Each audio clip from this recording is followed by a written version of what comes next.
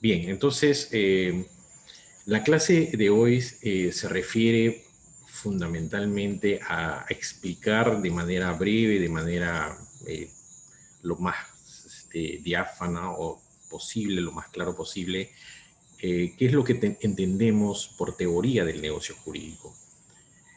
Una teoría es un conjunto de ideas organizadas que tratan de describir y explicar fenómenos de la naturaleza, fenómenos sociales, fenómenos políticos, fenómenos físicos y también fenómenos jurídicos. Y en ese sentido, cuando nosotros hablamos de una teoría del negocio jurídico o del acto jurídico, estamos hablando de ideas organizadas que pretenden o que tratan de describir y explicar el fenómeno de la autorregulación de las personas para satisfacer sus necesidades. Como les decía en la clase inicial, el Estado no puede estar presente en todos nuestros quehaceres, en toda nuestra vida. El Estado, en función de el sistema jurídico, va a dar una libertad a las personas para que se autorregulen, para de esa forma satisfacer sus necesidades, que pueden ser necesidades primarias, secundarias, de tipo, por ejemplo, de vivienda, de abrigo y cualquier otra necesidad que tenemos los seres humanos. Entonces, cuando se habla de una teoría del negocio jurídico, estamos pensando en estas ideas organizadas. Ahora bien, esta teoría es una teoría que moderna, que nace después, se dice, de la promulgación del Código Napoleónico de 1804. Eh, a pesar de que el Código Napoleónico no reguló el tema de los negocios jurídicos, pese a que el tema de las convenciones, a diferencia de los contratos, tiene una particularidad de ser mucho más amplio, porque las convenciones tienen que ver también eh, con negocios de tipo unilateral, con negocios de tipo familiar, y también con negocios que tienen que ver con cuestiones extrapatrimoniales, porque el contrato básicamente es una manifestación de voluntad que genera un tipo de obligaciones de carácter patrimonial.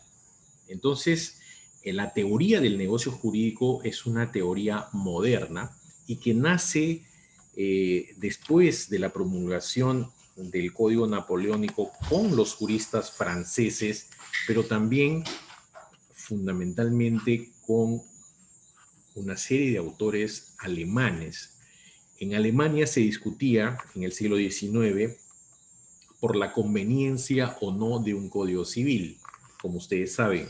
Entonces, casi 100 años los alemanes discutieron si eh, era conveniente para los germanos tener un código civil, y se pasaron casi 100 años porque el código alemán entró en vigencia en 1900, pese a que se aprobó en 1896. Entonces, durante el siglo XIX se elaboró esta teoría del negocio jurídico, pero también no hay que olvidar que en Latinoamérica hubo dos grandes juristas, uno brasileño y otro argentino. Uno es Freitas y el otro es Vélez Sarsfield, el argentino. Ellos también, de alguna manera, entraron a la elaboración no solamente doctrinaria de lo que es la teoría del negocio jurídico, sino también en su plasmación normativa, como hicieron los alemanes en el año 1900. Entonces, si uno revisa el código brasileño del siglo XIX y si revisamos el código de Vélez Sarsfield, el código argentino del siglo XIX, nos vamos a dar cuenta que en el siglo XIX, el, en el siglo XIX, estos autores que elaboraron los respectivos códigos de sus países plasmaron legislativamente, por ejemplo, el asunto de los hechos jurídicos. Y también se elaboró de alguna manera una teoría del acto jurídico. Pero la trascendencia que tiene en el mundo occidental, sobre todo en el mundo occidental, es con la promulgación del Código Alemán. Cuando se promulga el Código Alemán, se elabora una doctrina desde el punto de vista jurídico de los negocios jurídicos o de los actos jurídicos, aunque en Alemania los alemanes hablan de negocios y no de actos jurídicos. Entonces, el origen de la teoría del negocio jurídico es moderna, el origen es moderno, es una teoría moderna, y la pregunta es, ¿por qué los romanos, en el derecho romano, los juristas romanos, no elaboraron una teoría de los negocios jurídicos, pese a que ellos ya hablaban de contratos, se hablaba de testamentos, se hablaba de la representación, de los otorgamientos de poderes, etcétera, etcétera? Pese a ello, ellos no elaboraron una teoría que englobe todas estas instituciones en un todo orgánico que explique o que se describa este fenómeno de los negocios o de los actos jurídicos. Porque se dice que los juristas romanos eran juristas muy prácticos, pero también ellos elaboraron muchas teorías, muchas doctrinas, sobre todo el tema de las obligaciones. Se dice que en el asunto de las obligaciones prácticamente los romanos lo dijeron todo. Entonces, esta teoría de los negocios jurídicos lo que pretende es, como les decía, explicar y describir este fenómeno de la autorregulación de las personas para satisfacer sus necesidades. No hay que olvidar que detrás de la autorregulación de nuestros intereses para satisfacer nuestras necesidades está un principio que lo vamos a estudiar más adelante, que es el principio de la autonomía de la voluntad. La autonomía de la voluntad es uno de los principios más importantes del derecho privado y por tanto del derecho civil. Y que detrás de este principio de la autonomía de la voluntad está otro principio que es fundamental, o uno de los derechos más fundamentales, más básicos que tiene una persona, que es la libertad. Entonces, producto de la libertad y producto de su libre albedrío, las personas nos autorregulamos. Nosotros nos autoimponemos normas para satisfacer nuestras necesidades, para elaborar contratos, para elaborar testamentos, para otorgar poderes, etcétera, etcétera. Entonces, en la diapositiva está ya el concepto que les he leído de qué es lo que entendemos por una teoría del negocio jurídico. Y además ahí yo estoy poniendo, como ya les he mencionado, que la autorregulación se da en una serie de instituciones, como es el caso de la representación, el tema de los otorgamientos de poderes, de los apoderamientos. Y también la autorregulación implica el derecho de otorgar testamentos, que es un acto jurídico unilateral, mortis causa, a diferencia de la representación, que es un negocio jurídico unilateral inter vivos. Pero también en esta autorregulación aparecen los contratos que generan, que crean obligaciones entre las personas. Entonces, la autorregulación de los intereses, de las necesidades que tienen las personas, aparecen en estas instituciones que básicamente yo les he puesto 3, pero hay otras que tienen que ver con la autorregulación de nuestras necesidades. Bien, entonces,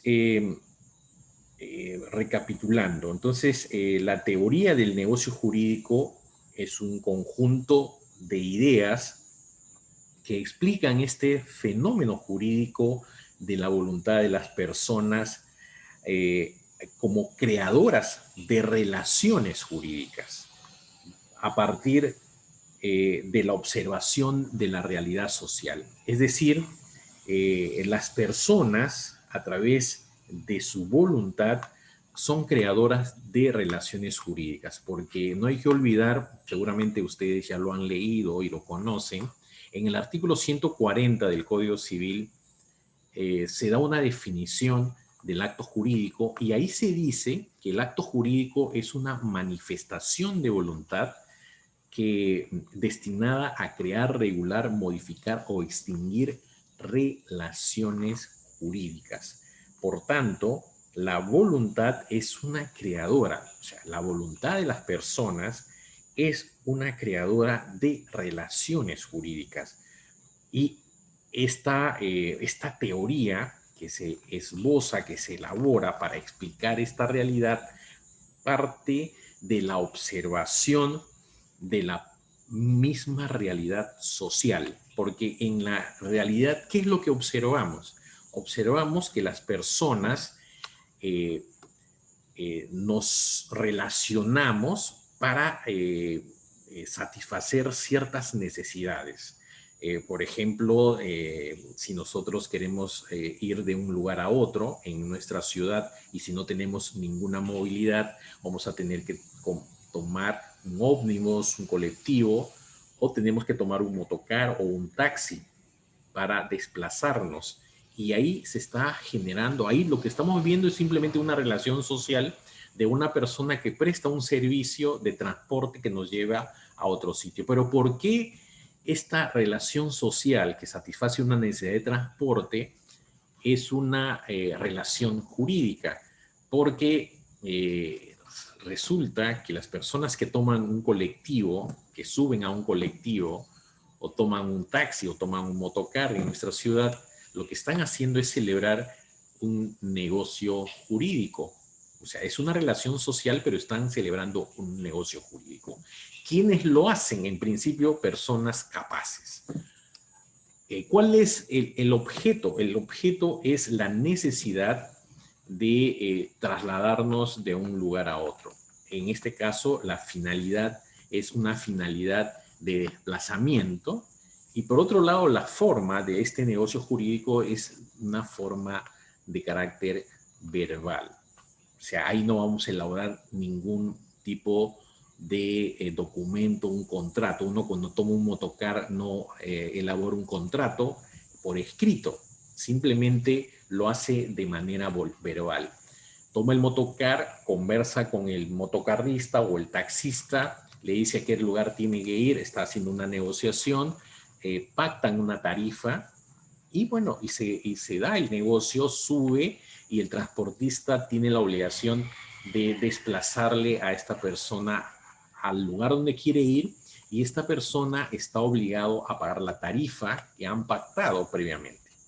Entonces se dan cuenta que podemos dar muchísimos ejemplos de negocios jurídicos o de relaciones de tipo social que encajan en el supuesto de una norma, porque las relaciones jurídicas en principio son todas relaciones sociales, pero se hacen jurídicas porque esta relación social encaja dentro de los supuestos normativos de una ley. En este caso, es una autorregulación, es un pacto, es la elaboración de un contrato que hacen las partes para satisfacer esta necesidad. Entonces, ahí está este convenio, este pacto que hacen estas personas, tanto el transportista como la persona necesitada de un servicio de transporte, para que se le desplace de un lugar a otro de la ciudad, están elaborando un negocio jurídico. Bien, ahora, eh, el acto jurídico, como nosotros lo conocemos, ya no sé si a ustedes les he explicado, que hay una sinonimia conceptual que luego lo vamos a explicar más adelante entre lo que son los actos y los negocios jurídicos. Para nuestro sistema jurídico hay una sinonimia, o sea, son sinónimos tanto acto como negocio, pese a que la doctrina establecen diferencias entre ambas.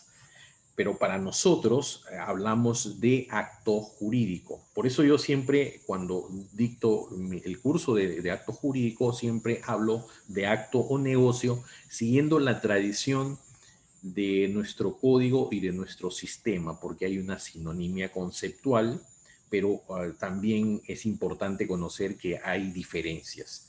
Entonces, ahora, nosotros, en nuestro sistema jurídico,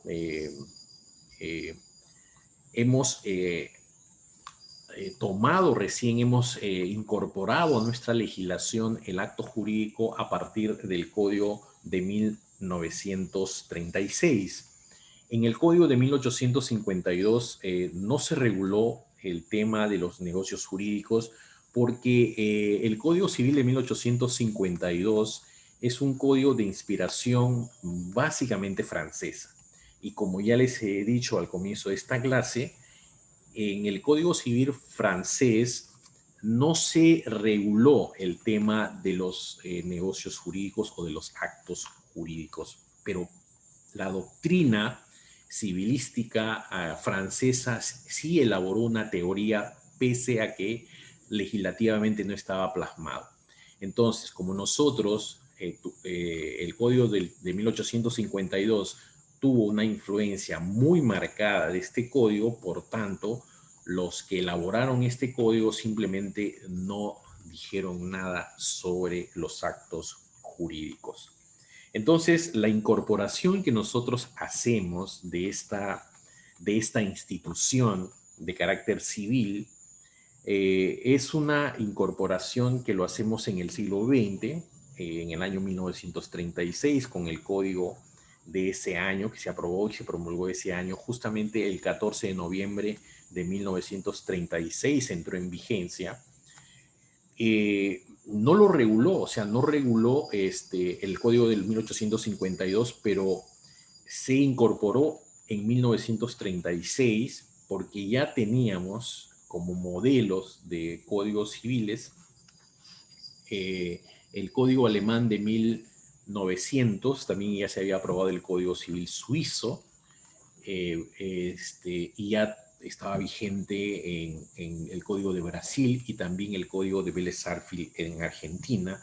Y esos códigos fueron los que influenciaron en los que elaboraron el Código Civil de 1936 y fueron estos juristas quienes discutieron en la comisión reformadora y en la comisión revisora del código que decidieron incorporar esta institución por la trascendencia que tenía en el mundo civil. Pero ¿qué pasó en el Código del 36? Que lo ubicaron dentro del libro de las obligaciones como si los negocios jurídicos dependieran de las obligaciones cuando es a la inversa.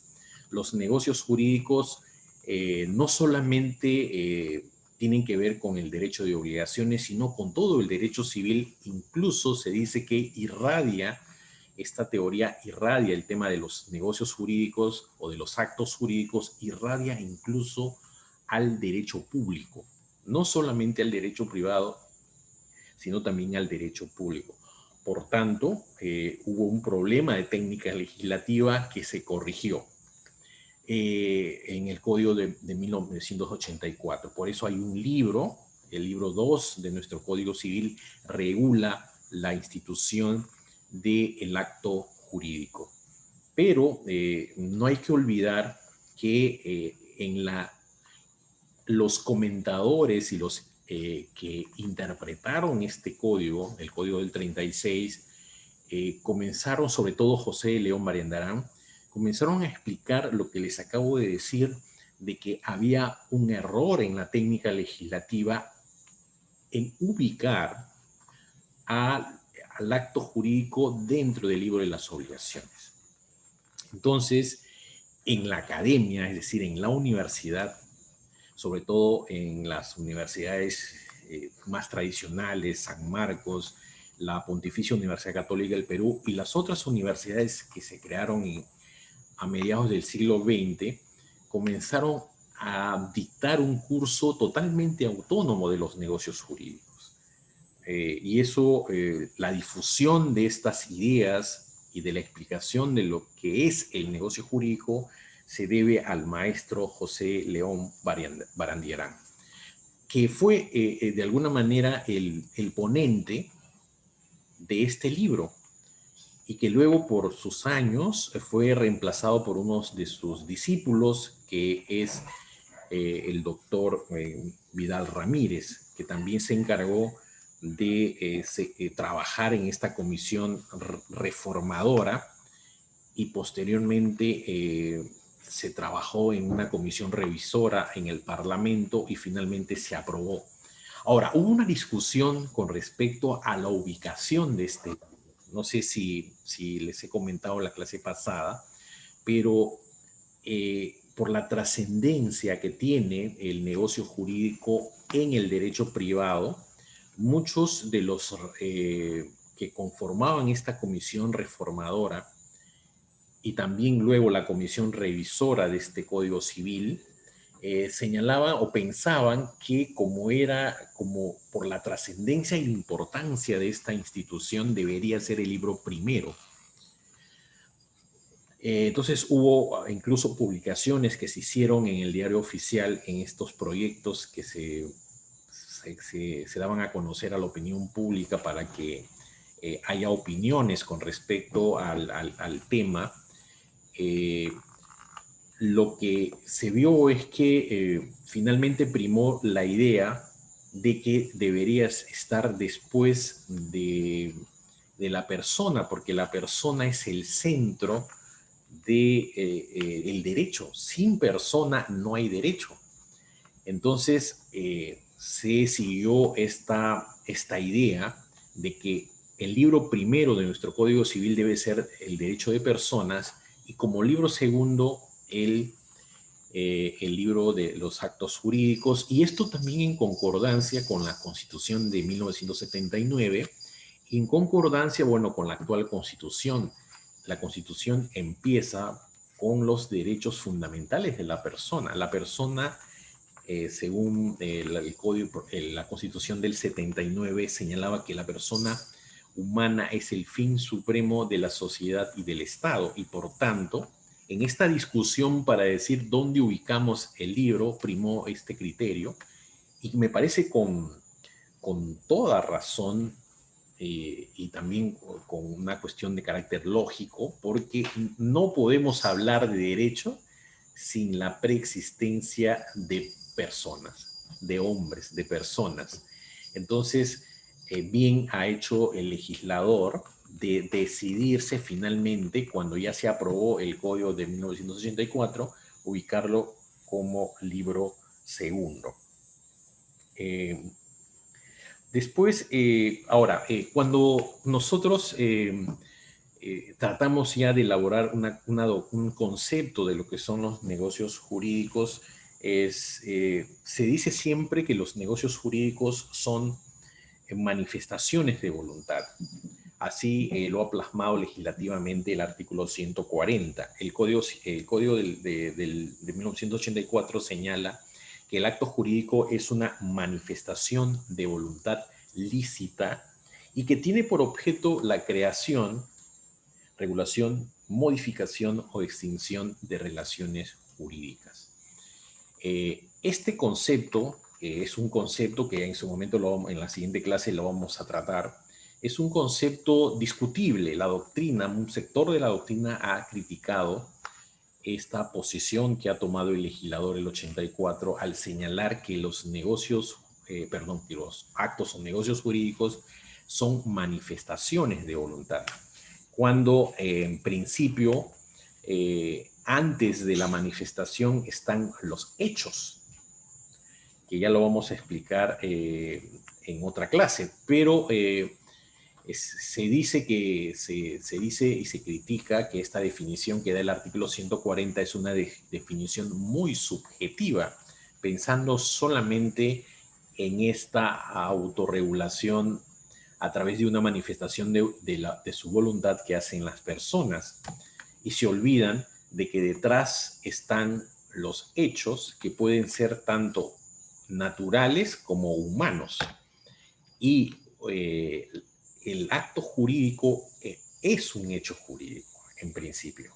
Entonces, esa es la crítica que se hace a esta definición. Bueno, pero en fin, está ahí. Ahora, en el Código Civil de 1984 eh, se, se propone una definición, como ya les he manifestado. Ustedes pueden revisar el artículo 140, a diferencia de lo que sucedió en el Código de 1936.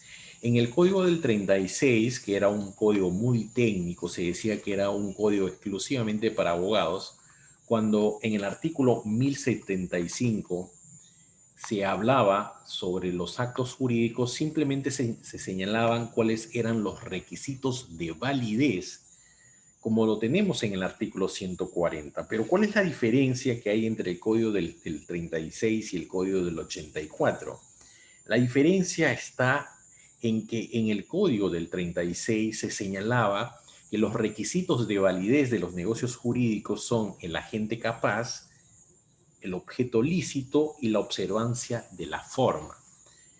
Esto fue corregido en el código del 84 porque hay un error en confundir un objeto con una finalidad que tienen los negocios jurídicos. Por eso es que, a diferencia del código del 36, en el código del 84, en su primera redacción, se señalaba que los requisitos de validez del negocio jurídico son el agente capaz, la observancia objeto física y jurídicamente posible. O sea, ya no se habla de un objeto lícito, sino se dice objeto física y jurídicamente posible, fin lícito y la observancia de la forma prescrita bajo sanción de nulidad. Entonces, esa corrección se hace, ya vamos a ver en su momento cuando estudiemos los requisitos de validez, que pues hay una diferencia entre lo que es el objeto de los negocios con los fines que tienen los negocios o los actos jurídicos. Bien, entonces eso es lo que nosotros tenemos como una idea general de lo que es la teoría del negocio jurídico. Ahora, evidentemente una teoría, que es una formulación teórica, ¿no? Comprende fundamentalmente conceptos que son aplicables a toda operación, a todas las operaciones jurídicas susceptibles de constituirse en fuente de relaciones jurídicas, porque el acto jurídico crea relaciones jurídicas.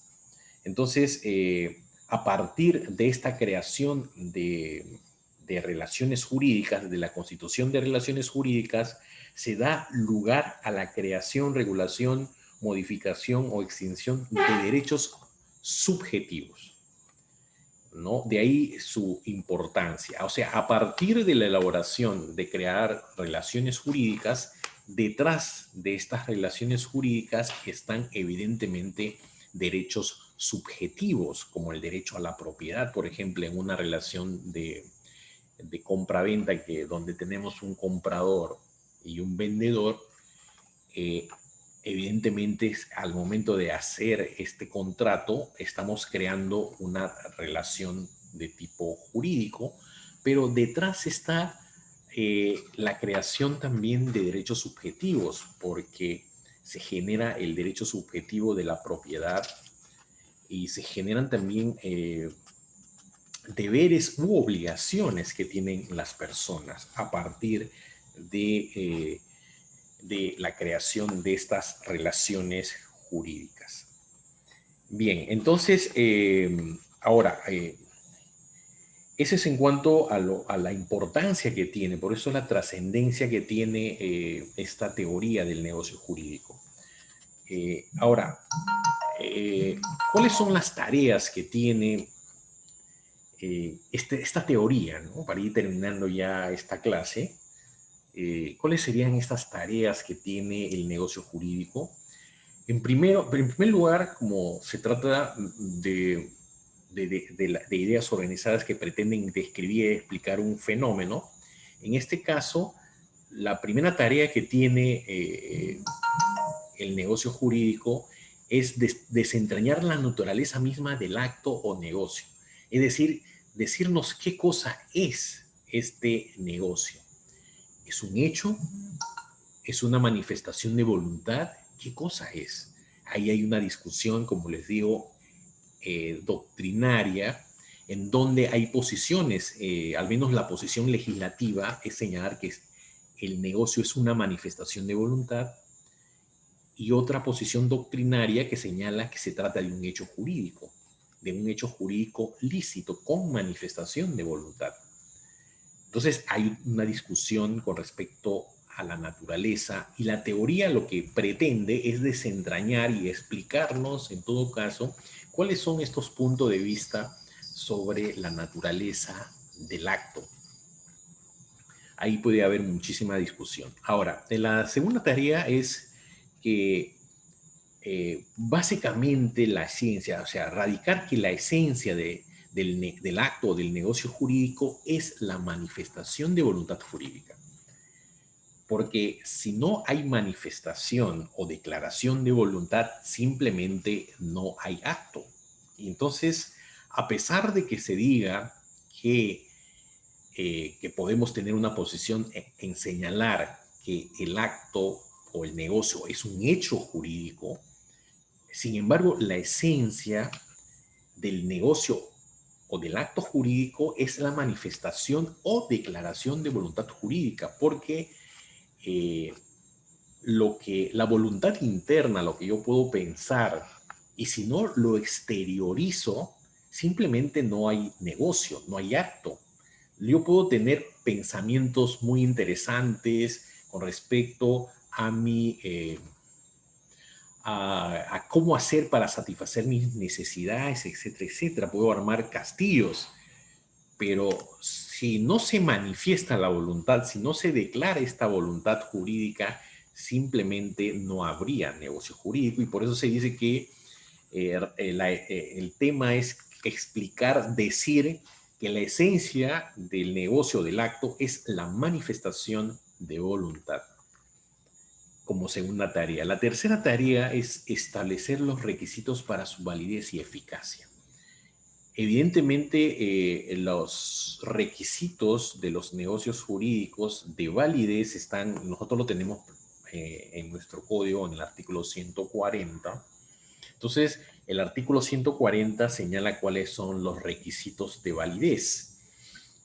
Pero no hay que olvidar que los negocios, cuando las personas realizan estos actos o negocios, estas autorregulaciones de sus necesidades, es de autoimponerse normas, lo que pretenden siempre es que los negocios jurídicos que celebran tengan una eficacia. Los actos o negocios jurídicos en principio tienen validez, son válidos, y todo negocio jurídico válido, o sea, que cumplen con los requisitos que establece el código, deben ser eficaces, o sea, deben plasmarse en la realidad. O sea, los negocios que se celebran deben ejecutarse. Si no se ejecutan, simplemente las necesidades van a quedar insatisfechas. Entonces, cuando se celebra un negocio, cuando las personas celebran un negocio jurídico, lo realizan con la intención de que produzcan sus efectos, es decir, que sean eficaces. Y para que los negocios sean eficaces, tienen que ser válidos, o sea, tiene que haber una validez. Entonces, eso es importante. Entonces, la teoría del negocio jurídico también lo que tiene como tarea establecer y explicar cuáles son estos requisitos de validez y cuándo un negocio produce eficacia, porque hay negocios que siendo válidos no producen eficacia, son ineficaces, siendo válidos. O algunos negocios que son inválidos producen cierto tipo de efectos que no necesariamente son los efectos queridos por las partes. Entonces, todo ese tema trata de explicar la teoría del negocio jurídico. Esa es como tercera tarea. Como cuarta tarea está la interpretación. Los negocios jurídicos tienen que... los negocios jurídicos se interpretan. Evidentemente, la idea es que cuando un negocio es claro, es clarísimo para las partes, simplemente se ejecutan. Sin embargo, siempre hay a veces cuando se hacen negocios, se piensa una cosa y muchas veces cuando se manifiesta nuestra voluntad interna, hay problemas al momento de elaborar los contratos o las cláusulas contractuales y ahí se puede generar un problema de interpretación de los negocios jurídicos. Entonces la pregunta, lo que nos dice la teoría es cómo se debe interpretar un negocio jurídico. En nuestro sistema, por ejemplo, se señala que los negocios, o sea, por ejemplo, un tema de interpretación es, la pregunta es si las normas que están en el Código Civil son imperativas. Ahí hay 3 reglas solamente. En la doctrina encontramos muchas reglas más. No solamente esas 3 reglas que tiene nuestro Código Civil. Entonces, esa es una primera tarea que tiene la teoría, la teoría del negocio. Es decir, ¿qué tipo de normas son estas normas de interpretación de los negocios jurídicos? ¿Son normas interpretativas o solamente son normas de disposición que dan luces a los agentes aplicadores de la norma o a las partes que han elaborado este negocio jurídico? Entonces, esa es una tarea de la teoría del negocio. Y por otro lado está, como les decía, el tema de qué cosa y cómo se debe interpretar un negocio. Hay unos que señalan una interpretación objetiva en función solamente de lo manifestado, porque lo manifestado guarda concordancia con el foro interno, con la voluntad interna, y eso es lo que realmente quiere la parte, porque hay una concordancia entre lo que yo he dicho y lo que yo estoy pensando. Por otro lado está la interpretación sistemática, las normas, las cláusulas de un negocio jurídico tienen que interpretarse como un todo coherente porque de por medio está una finalidad que tiene este negocio y también aparece otro criterio que lo tenemos en el código que es la interpretación integral, es decir, de señalar, de interpretar o de las cláusulas dudosas en el mejor sentido con todo el negocio jurídico que se ha elaborado. Entonces, esa es la cuarta tarea que tiene la teoría del negocio jurídico, que es un tema de su interpretación. ¿Cómo se debe interpretar? Si estas reglas son reglas imperativas, dispositivas. Y finalmente decirnos cuáles son estas reglas. Y ahí la doctrina y tampoco la legislación se han puesto de acuerdo. Y finalmente la cuarta tarea que tiene el negocio jurídico tiene que ver que las materias que están vinculadas con el acto jurídico es fuente de relaciones y de derechos subjetivos. Porque no hay que olvidar que con el acto jurídico se crean relaciones jurídicas, pero también detrás de las relaciones jurídicas está la creación, la plasmación de derechos subjetivos que va a tener cada persona o cada parte que ha celebrado un acto jurídico. O sea, no solamente se trata de la creación de una relación, sino que detrás de las relaciones jurídicas están los derechos subjetivos que nacen a partir de que se ha celebrado un negocio y se ha creado una relación y esta relación va a generar finalmente estos derechos subjetivos. Por eso se dice que todas las materias que están vinculadas con la constitución de los actos jurídicos tienen que ver que finalmente que son fuente de relaciones jurídicas y de derechos subjetivos. Entonces, esa sería la cuarta tarea de los negocios jurídicos. O perdón, de la teoría de los negocios jurídicos. Bien, con eso vamos ahora a intercambiar. Si tienen alguna pregunta, alguna duda, algún comentario, lo pueden hacer, por favor. Este es el momento para hacer los comentarios o las preguntas, si es que tienen alguna duda, alguna inquietud, para poder absorber. Entonces tienen el micrófono abierto. Doctor Blas, ¿se me escucha? Sí, sí, escuchen. Sí, doctor, más que una pregunta, quisiera dar un comentario Claro, por supuesto. acerca de la exposición magistral que tuvo hoy. Bien, por lo que pude deducir de su exposición, me fijé que tanto el hecho jurídico, el acto jurídico y el negocio jurídico vienen a estar en una relación de género-especie, ¿no? Que, que el hecho jurídico viene a ser el género y tanto el acto como el negocio están comprendidos dentro de este género, o sea, como especies. Así es. Segundo, doctor,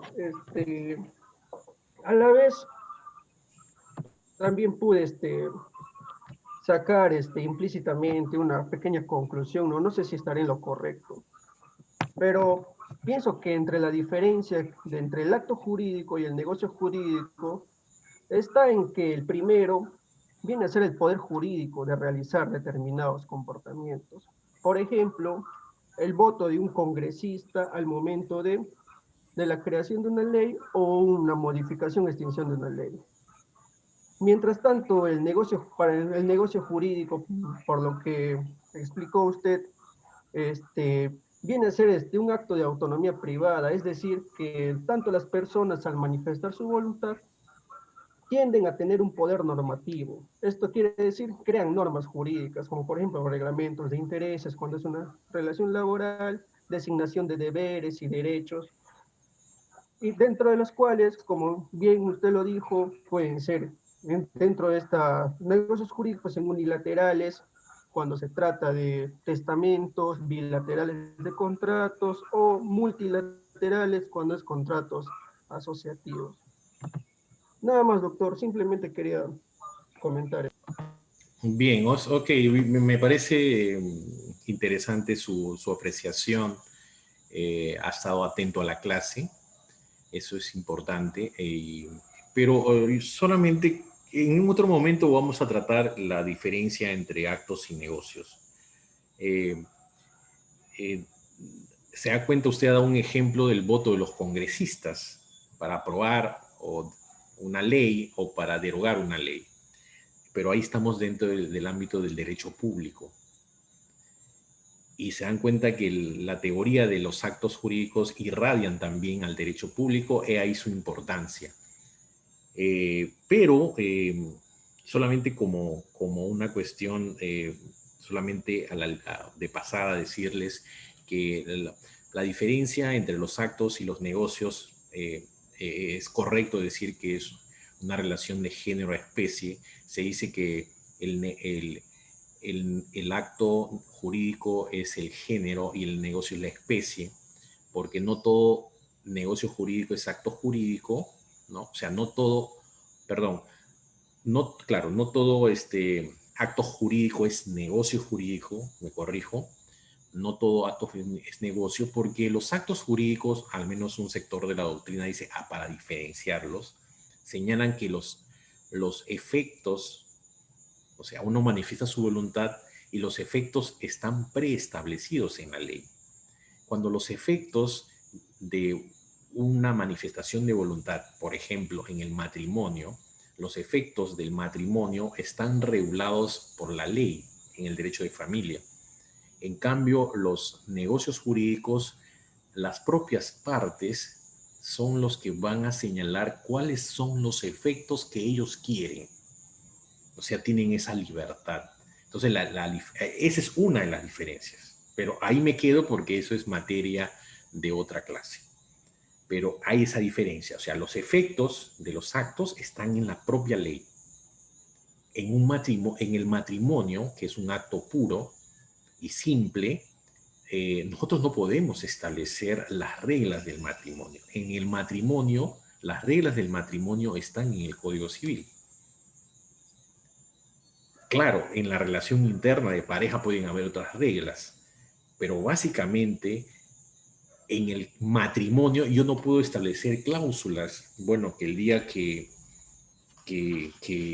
no sé, que ya te hagas viejo o que ya te hagas vieja, nos vamos a separar, o cuando llegas a tal edad ya nos vamos a separar, etcétera, etcétera. Todo eso no se puede imponer como una cláusula del matrimonio, porque los efectos del matrimonio están previstos en la ley.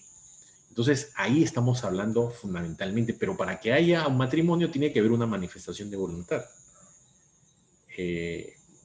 Bueno, entonces eso es con respecto al comentario que ha hecho su compañero Curto. ¿Había otra opinión, otro comentario? Ríos, quisiera complementar acerca de lo que dijo sobre matrimonio, ¿no? Y los actos jurídicos. Estuve leyendo algunas fuentes y llegué a una parte en donde decía que la sola promesa del matrimonio no produce efectos jurídicos. Y, esto se encuentra materializado en una norma o positivizado en una norma del Código Civil. Sí, claro, o sea, la promesa de matrimonio, sin embargo, produce efectos, ¿eh? Porque efectos en la medida de que cuando lo que se llama en el derecho de familia se llaman las esponsales. Entonces, cuando hay esta promesa de matrimonio, nosotros no estamos obligados a casarnos, pero sí estamos obligados a indemnizar si hemos causado algún daño a partir de esa promesa. Entonces, ese negocio, ese acto jurídico tiene efectos, pero los efectos lo establece la ley. Es decir, que si yo te he prometido, nos hemos prometido casarnos y a partir de esa promesa se han generado, por ejemplo, se han celebrado contratos a futuro, se comienza a comprar los utensilios del hogar, se compra un departamento, etcétera, etcétera, y se frustra el matrimonio porque no estamos obligados efectivamente a contraer matrimonio. Sin embargo, puede producir un daño a la otra parte, a la otra persona, y por tanto, si nosotros somos los que rompemos esta promesa, y si hemos causado este daño, porque había que probar el daño, se va a tener que indemnizar. Eso es lo que dice el código. Entonces, los efectos no lo establecen tampoco las partes. Los efectos que genera, o sea, obviamente que cuando uno celebra las esponsales, significa que hay una promesa de matrimonio y que en el futuro va a haber matrimonio.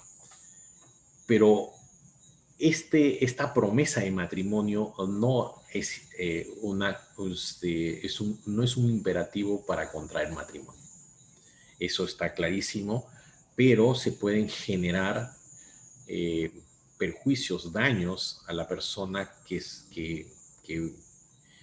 a la otra parte que está esperanzado y que se han hecho, por ejemplo, se han hecho deudas, se han hecho inversiones, etcétera, etcétera, para el futuro matrimonio, pero finalmente no se da y por tanto, si se han causado los daños, sobre todo de tipo económico, se van a tener que indemnizar, porque el daño moral, el daño a la persona, que es todo un tema en la responsabilidad extracontractual, es un tema muy subjetivo.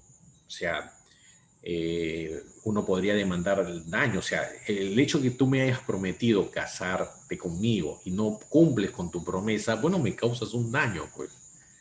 Es un daño a la persona, pero eso va a depender mucho del pedido y qué tipo de daño realmente se está causando a la persona, que son ya cuestiones extra extrapatrimoniales. Pero bueno, eso es todo un tema que en su momento ustedes lo van a estudiar en este tema de la responsabilidad extracontractual, que tiene que ver con el daño a la persona, que son daños de carácter extrapatrimonial. Entonces, cómo